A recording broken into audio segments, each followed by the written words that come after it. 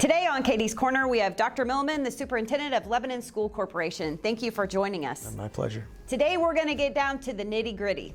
Dr. Milleman, we've had several questions as to the addition of a Whitestown High School. Can you tell us what are some of the factors that influence the consideration of an additional school? Yeah, there's a lot of considerations when you think about opening a school. I think one of the things for folks to think about is, I believe it's the last new public high school due to growth was likely in Fishers with the addition of Fishers High School 17 years ago or so, almost 2 decades ago.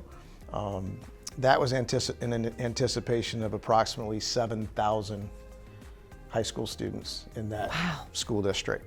So when you're getting to the 6A, in the IHSAA terms, size schools, you begin to look at, do we want to begin to look at an additional space for 9 through 12? This past school year, Lebanon High School was just at 1,000 students. So when you think about splitting or creating a different 9-12 environment, we would be looking at needing to quadruple just about in size before that ever became really a realistic conversation. We have students with Whitestown addresses, Thorntown addresses, Zionsville addresses, and Lebanon addresses. And a school board doesn't look at separate municipalities or corners. We look at the district as a whole and the geographic footprint of the district. And our 6 through 12 schools are very close in proximity to where the center of the school district is. Is there anything else that you'd like to address or talk about? I understand that people see rooftops, people see growth. They understand, that sometimes that equates to thinking that it's affecting enrollment maybe in ways that it isn't.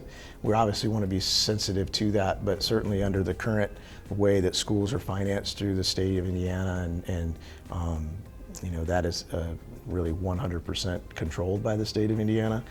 That's a factor as well about how you could even fiscally begin to have that conversation. So what I'm hearing is Lebanon School District would love to see growth like that to be able to justify having a school here in Whitestown.